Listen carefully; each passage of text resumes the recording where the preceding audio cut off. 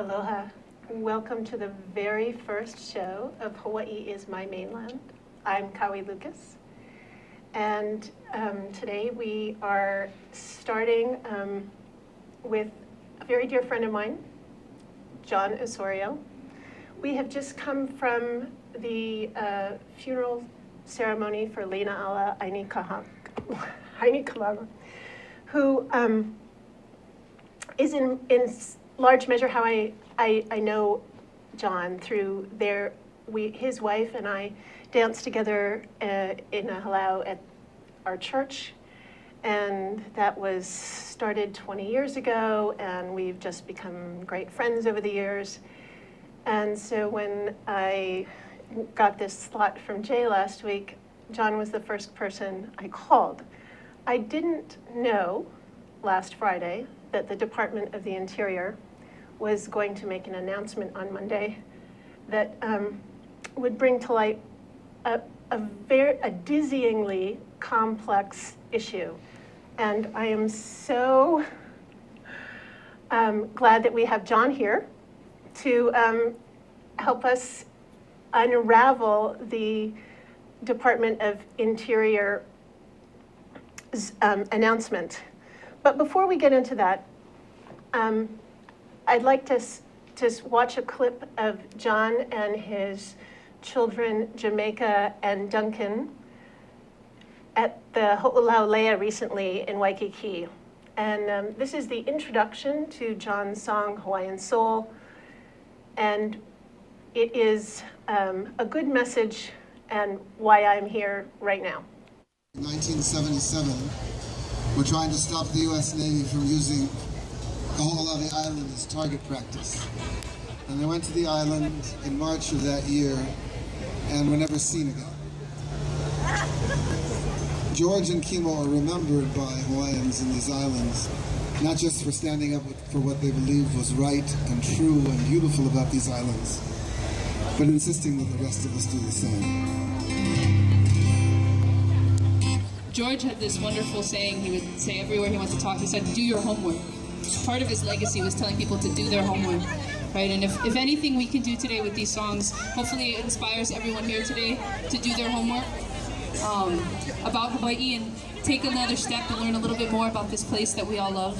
Whether you're here for a day or a year or for the rest of your life, we could all do a little more homework.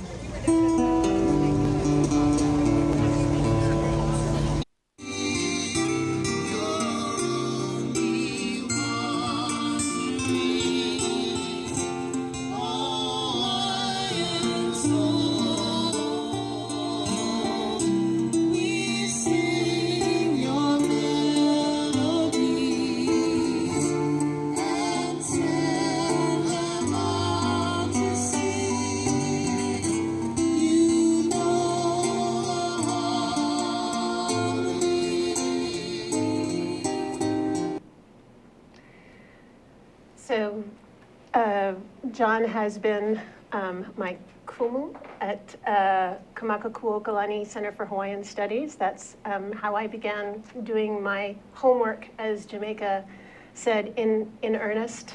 And so without further ado, John. How are you? Wow, yes.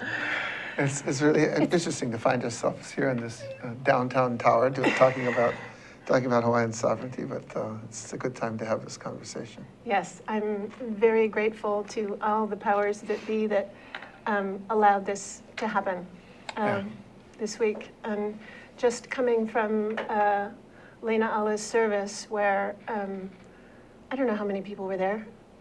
Lots. 1,000. I think there were 1,000 people, sort of in and out.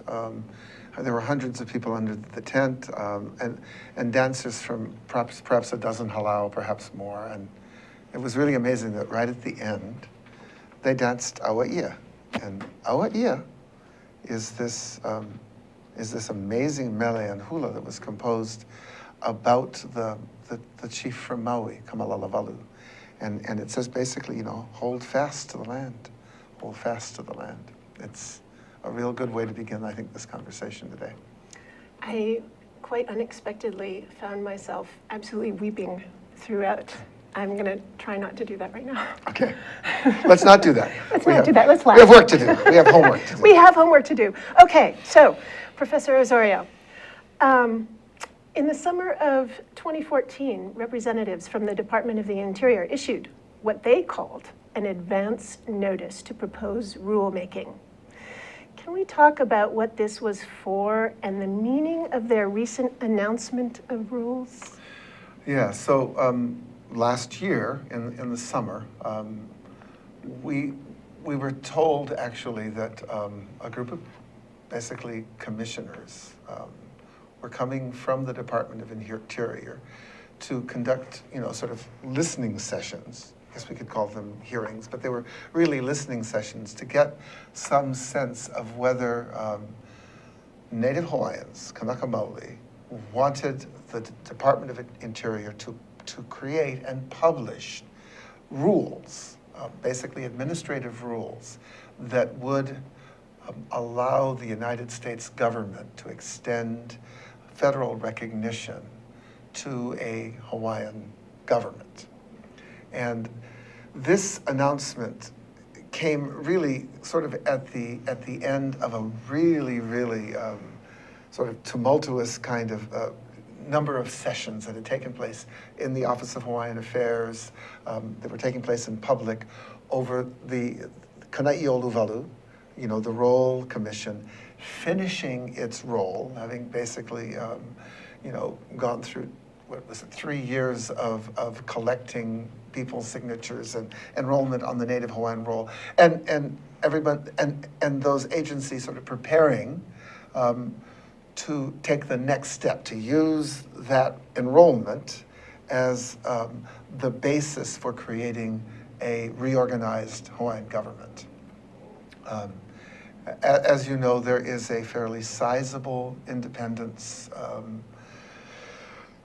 group of independence Hawaiians, people who are looking to reestablish a government independent of the United States. And a federally recognized tribe is not something that we are working toward. It is not something that is really acceptable to us. So naturally, right, Kanai'oluwalu is finishing its work, OHA getting into discussions about how they would proceed next on establishing a government, and then DOI saying, we're ready to make rules about, how we can recognize you, how we can actually give you federal recognition. There have to be administrative rules in place. It brought everyone out. And hundreds of people came from all of these communities to all of these sessions. I'm sure you went to several of them. I went to the first one at the state capitol. And how was that to you? Because we were at the same session. It was very exciting. The thing, I felt that the Hawaiian movement has come so far in my first brush with it after returning home to Hawaii was in that Hawaiian Sovereignty Elections Council. And I remember years and years of going through these meetings, and the discourse has changed so much. Mm-hmm. And I really thought of you as I listened to these generations now of Hawaiians who understand their history. And I know many of them have been your students. That was encouraging to me, that the level of discourse has gone beyond the gut-wrenching, I'm in pain, to now I know why I'm in pain. Mm-hmm. And many of the people who were there, not all of them, there were certainly people who were speaking in favor of the Department of Interior presence, but, there were a great many more who were basically telling the DOI to go home. And they were saying, this is a Native Hawaiian initiative, this is something that we are working on, and many of the people who were actually giving testimony recognized that the Department of Interior really didn't have any place in a conversation about independence. And this is why when the DOI has finally, published its proposed rule, and it's a 75-page kind of treatise here that we've all been wading through over the last few days.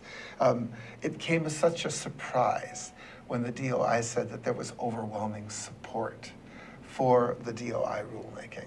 And we basically had to go looking through this to find out what these guys were smoking that allowed them really to sit through all of that testimony, not just in Honolulu, but in so many places in Hawaii and also in the United States. And here, all of these people come and say, no, this is not appropriate, you don't belong in this, and still come to the conclusion that they did, that there was overwhelming support.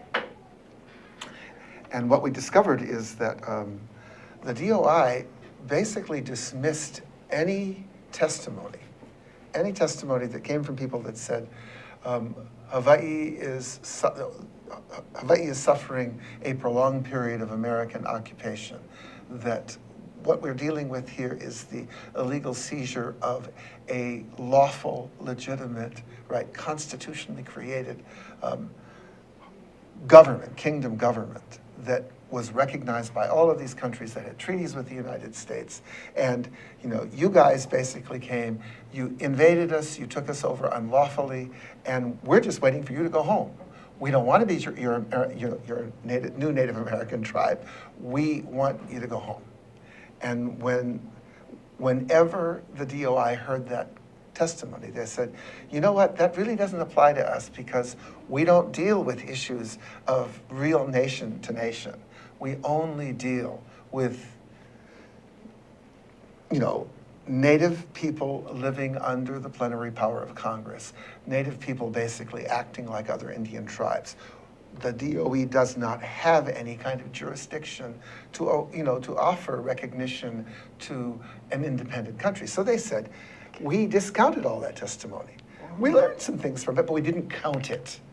And all that we were left with then were the positives. Yes, you should be here. Well, this might be a good time for us to take a short break. We'll be back in 60 seconds. Aloha, I'm Keli'i Akina, president of the Grassroot Institute and host on Ehana Kako, a weekly program on the Think Tech Hawaii broadcast network. Ehana Kako means let's work together. Think of the sad alternative, let's not work together. Here in Hawaii, with all of our diversity and the richness of the people, it's important for us to come together around issues on the basis of what's right and what's good and what's going to serve the common good. And that's what we try to do at Ehana Kako.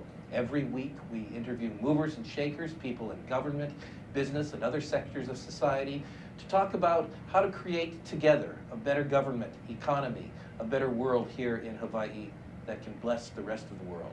I thank you for your attention to Think Tech Hawaii, and we look forward to seeing you every Monday, 2 to 3 p.m. on the Think Tech Hawaii broadcast network. We're Ehana Kako, and we wish you well. Aloha. Hi, I'm Kaui Lucas, and we are back with John Osorio on Hawaii is My Mainland. So, Professor Osorio, if they held these meetings to decide whether the Department of the Interior should become involved and compose these rules, what did they learn from these hearings? I think they did learn that there's a considerable number of Hawaiians who are arguing for independence. But I also think they didn't really learn very much, because in deciding to go ahead with publishing these rules, they basically said this. One thing we learned is you don't want the federal government to create this governing entity. And they said, we agree with that. You have to do that yourself. But once you've done that, here are the regulations that will apply. Here are the limitations. Here are the kind of avenues and streets that you can travel in order for us to sort of join together. You can create your government, but it's going to have to, they're going to have to basically be subject to the rules that we are creating here that will allow an actual recognition by the federal government of your governing entity. And that's where things become really, really interesting. The DOI is concerned about participation, who is going to get to vote. Who is going to get to vote? Well, according to the process that's in place that has been started here in the state of Hawaii. Okay, wait. So, Right. not the. Okay, so who doesn't get to vote, of course, is anyone who is not Hawaiian. Okay. And this, and in this, the Department of Interior is absolutely clear. There must be Hawaiian ancestry. In order for there to be a political relationship with a native people, the people have to be native. So they can't be the descendants of people who are citizens of the Kingdom of Hawaii. That's really important, That's John. really important. They cannot be. Those people do not belong in this conversation. Those people do not belong in this conversation as far as the DOI is concerned. And this is important, any government that is created here in Hawaii, if it wants federal recognition and it's going through the DOI process, it's going to have to satisfy those rules. It means the only people who can participate are people who are Hawaiian. Now, the DOI is also clear. We don't care whether those names only come from the Kanai'olavalu roll, or whether they come from other rolls, or if they come from people who insist on participating. But they said that there must be widespread participation, and in fact actually gave numbers based on the population of, part and Native Hawaiians who live in Hawaii. This is also screwed up because we're doing blood quantum stuff here, and we really shouldn't. So based on the number of people who have Hawaiian ancestry, who live in Hawaii and abroad, and in the United States, and based on this notion that all of them get to choose and vote and ratify some new government, right? This is DOI. Okay. We're talking about DOI rules and what they're saying in the proposed rulemaking. Given their estimate of the numbers of Hawaiians that we're actually talking about, they said that there had to be at least 50,000, they said there would have to be 50,000 votes. I'm going to say this one more time. That 50,000 yes votes ratifying this would be sufficient. It would demonstrate solid support from the Native community. They also said that anything less than 30,000 yes votes would indicate non-support. Okay, so this 50,000, there's a quantum attached to that? No. Okay. But there is a quantum attached to they have this other qualification. There must be broad participation by those who do qualify for Hawaiian homelands, that is 50% blood quantum people or more. There have to be 15,000 yes votes from that population. And they estimate that there are about 50,000 people who would qualify for the Department of Hawaiian Homelands that are of voting age today. So that would seem to be pretty easy because the whole process of being part of the Hawaiian Homelands is long established, and people are already signed up, and that's clear you are on it or you're not. And that's been there true. That way for a long time. They certainly shouldn't have to go through a Kanai'olavalu process. I mean, if you're sitting on Hawaiian homelands, you are Hawaiian. Now, how this ratification will eventually take place is not really clear. We have seen real trouble, real political trouble for OHA when OHA first, back in 2014, basically said, we're ready to move to the convention stage to elect delegates. But in order to participate, you're going to have enrolled in Kanai'olavalu. And I can't remember when Kanai'olavalu shut off its role, but it was last year sometime.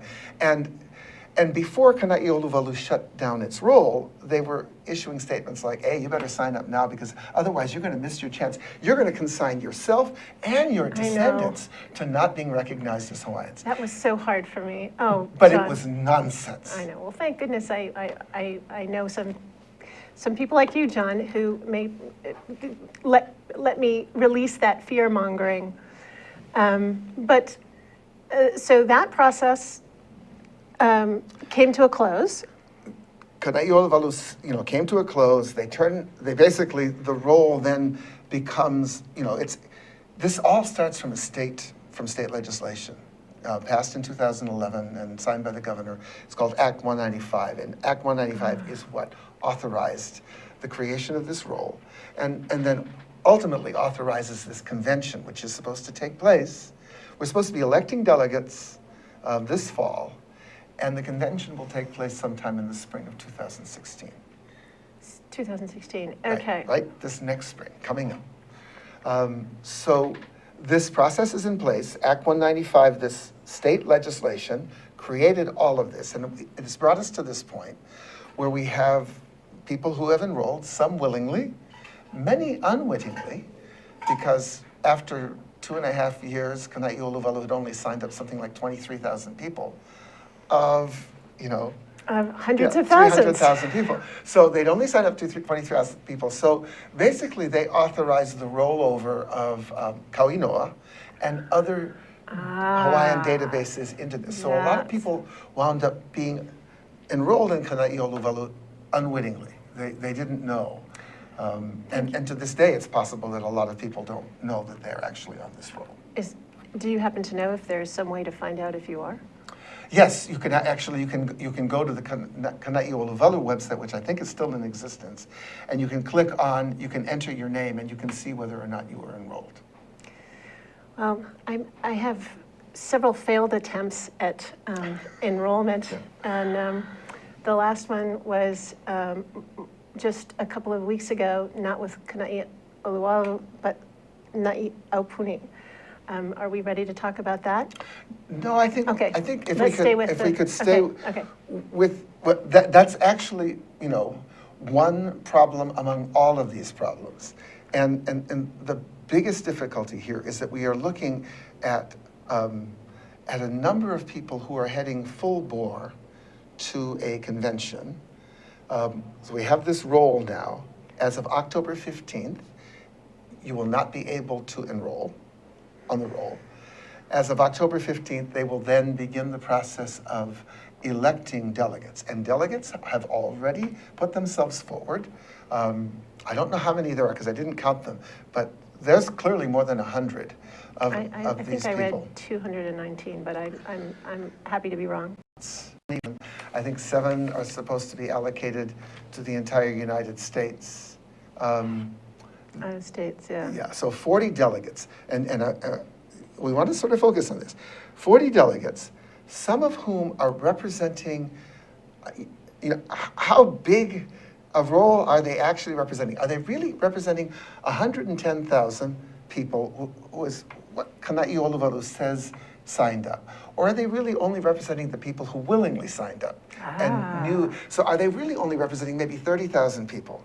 And they're going to make a decision that has tremendous, they're going to create a government and create a structure of a government. They're going to create, they can create, some people say, almost anything they want that will actually have tremendous ramifications for every single resident, in Hawaii, not just for the Hawaiian people, but for the people who are not of Hawaiian ancestry who also live here.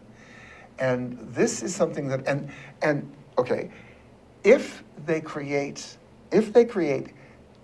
a sort of limited government that is seeking federal recognition, it is going to have to align itself to the rules that have been already established by the Department of the Interior. Okay, so that's what just came out this week, the Right, already the established. rulemaking. But it's not, they're not final. They're not final. They're still calling for comment on some of those rules. But you can guess that some of those rules will remain hard and fast, such as, there will be no, there's not going to be any alteration of federally owned lands and state-owned lands, which means that lands that are currently held by the federal government and currently held by the state government, which is basically all of the ceded lands, really cannot be a part of this of the new government's process. The ceded lands? They cannot create laws and rules that essentially grab those lands Wait, or lay claim to them. just to be clear, so there's this whole huge process that's happening Right. with the rolls, and they're going to have this convention next year, but no matter what happens in that convention, it is not going to affect the ceded lands? Or As far as I can, okay. Section 50.44, this is directly from their rules, makes Okay. clear that reestablishment of the formal government-to-government relationship will not affect title, jurisdiction, or status of federal lands and property in Hawaii. This provision does not affect lands owned by the state of Hawaii or provisions of state law. It does say the resources and waters of Kaho'olawe shall be held in trust as part of the public land trust. Actually, if we read this thing through, this provision could refer to this provision right here. So we cannot affect the title, jurisdiction, or status of federal lands and property, but maybe this provision does not affect the lands owned by the state of Hawaii.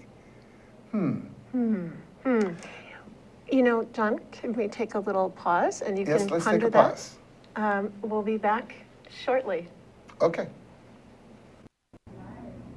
Hi, my name is Cindy Matsuki, and I host the show High Growth with HTDC on Think Tech Hawaii.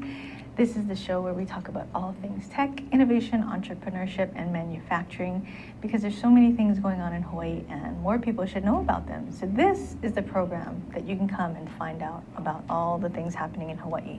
And this show also airs on Olelo 54 along with Think Tech Hawaii. And it broadcasts live every other Tuesday at 3 p.m.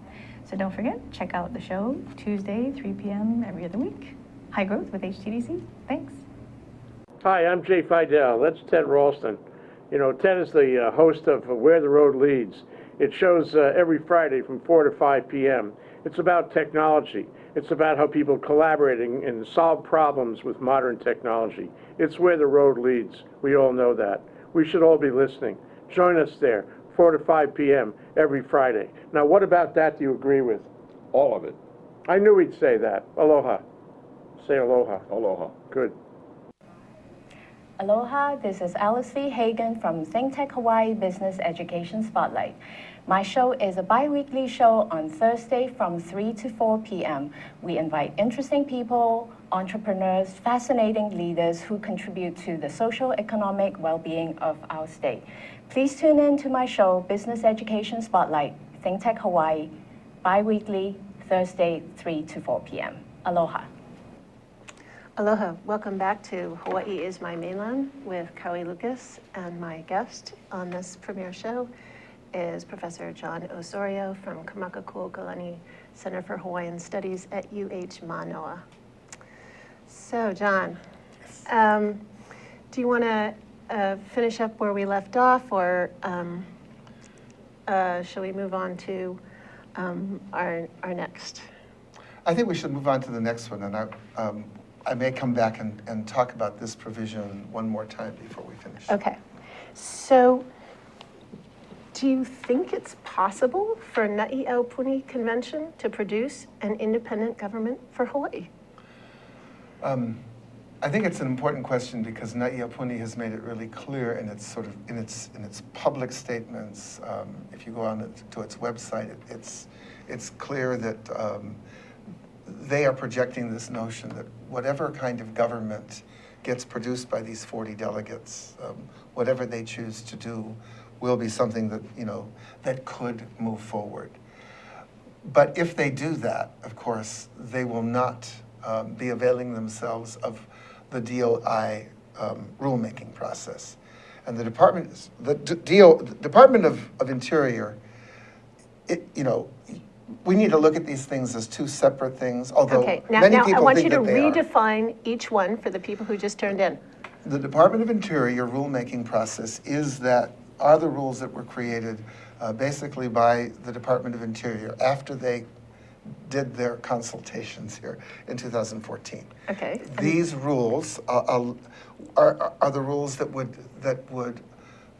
basically frame any kind of federal recognition of a Hawaiian government by the United States and would place that government under the protection of the United States and the Congress, under the plenary power of Congress. Okay. Right. So they have these rules. If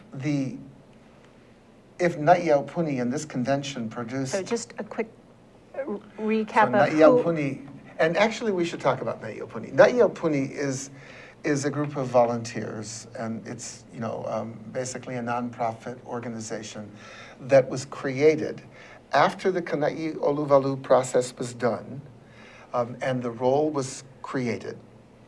Kana'i Oluwalu was not going to proceed and actually do the convention. That had to be done by Hawaiians.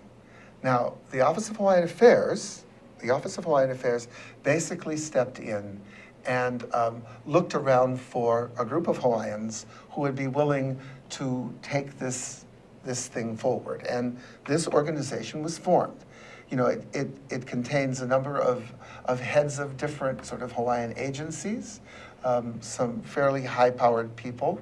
Michelle Kauhane, Kuhio Assam, Bill Meheula are among the people who are sort of the lead volunteers in this.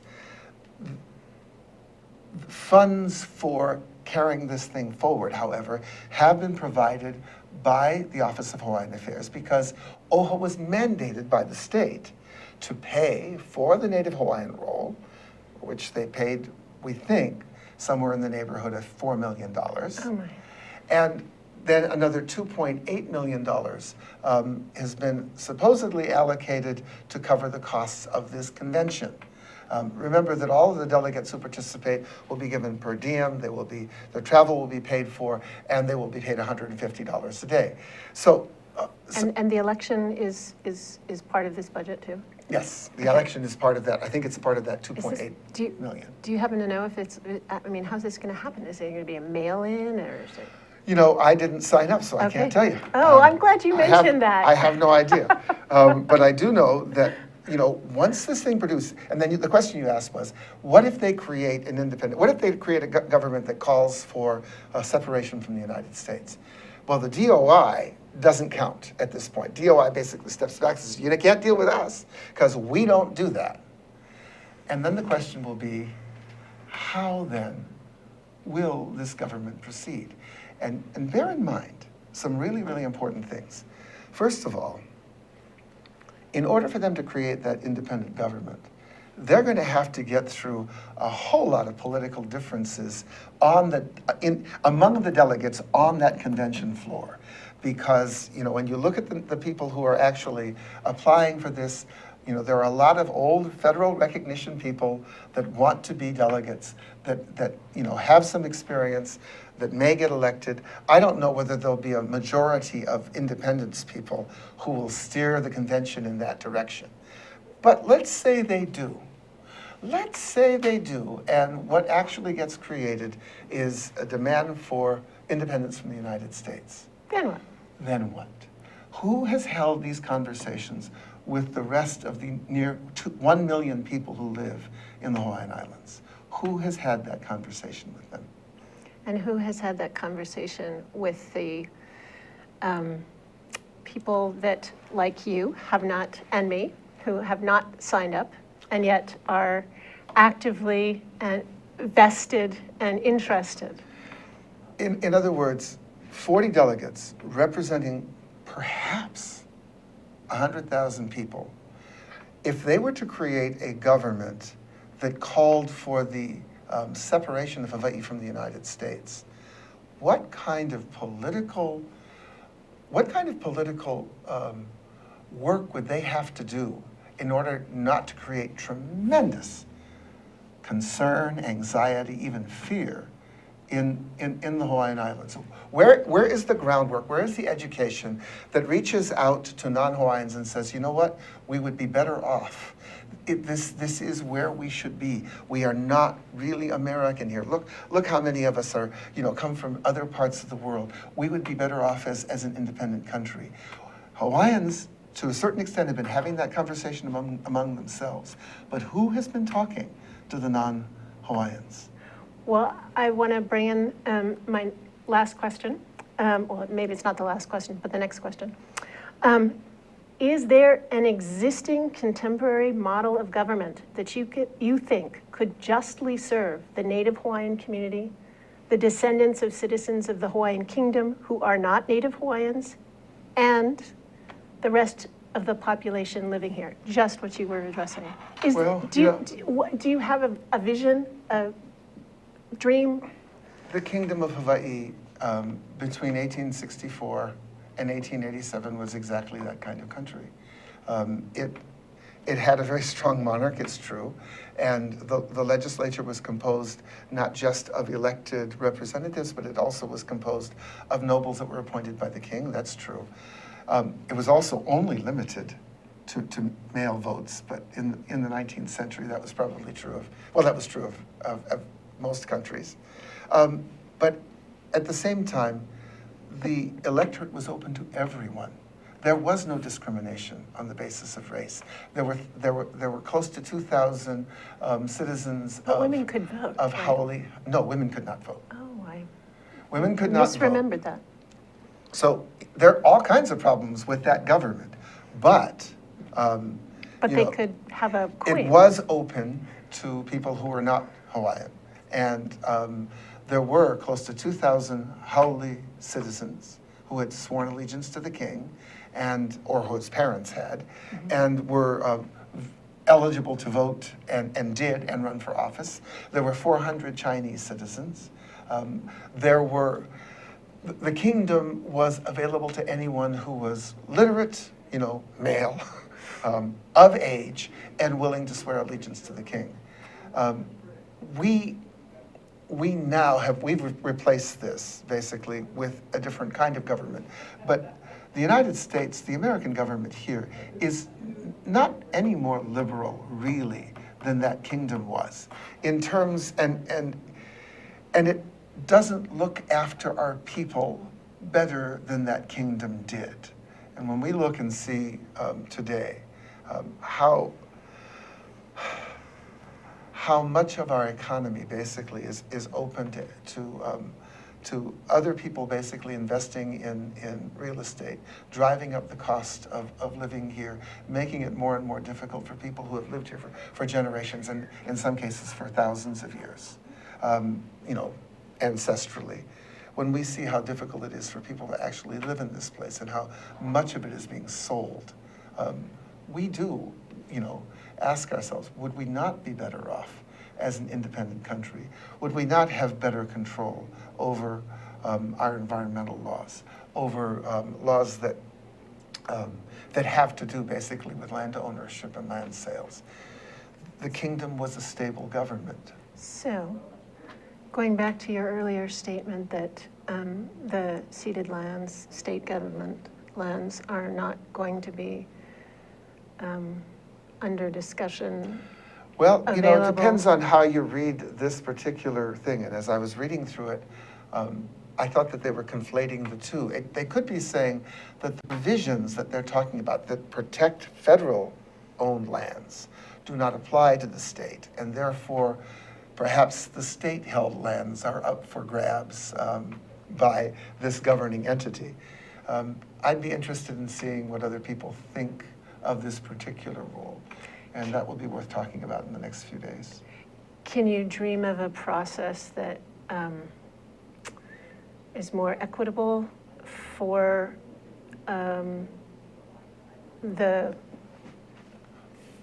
For all Not- of the people who live here? Yes.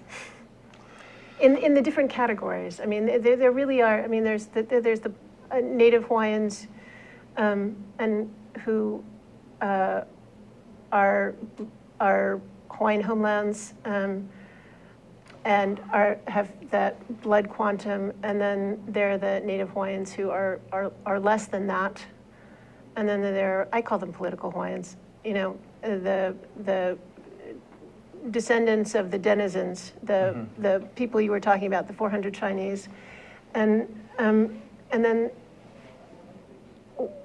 is there some way you can think of that maybe doesn't cost $4 million, I don't know. in I 4 don't know years. that anything. I don't know that anything will not require a tremendous cost. Here's the thing about independence: is that people who are think of how many independent governments there are. Think of how many kingdoms there are. Right off the bat, I can name some of them. There's Henry Noisgard, there's Ken Usais, there's Leon Sius, there's Edmund Silva. You know, there's all these kingdoms. And they're all basically declaring themselves as sovereign and the legitimate sort of inheritor of the next government. But nobody's really fighting about this. We're just, you know, it is empowered. The Hawaiian sovereignty movement has basically empowered a great deal of political conversation.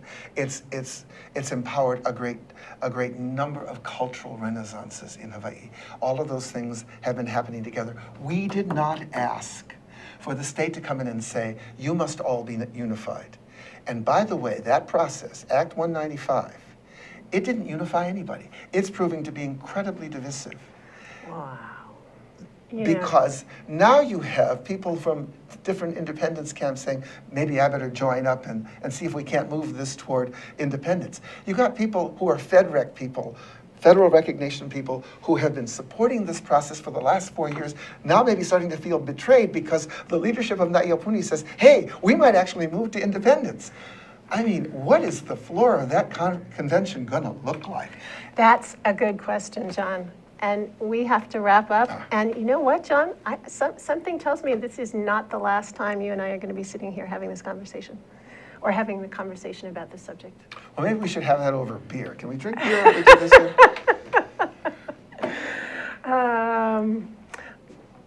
Oh, thank you so much, Jay, for giving me this opportunity. And thank you so much, John, for being brave and coming down and talking with us to try and unravel this nest. It's a pleasure.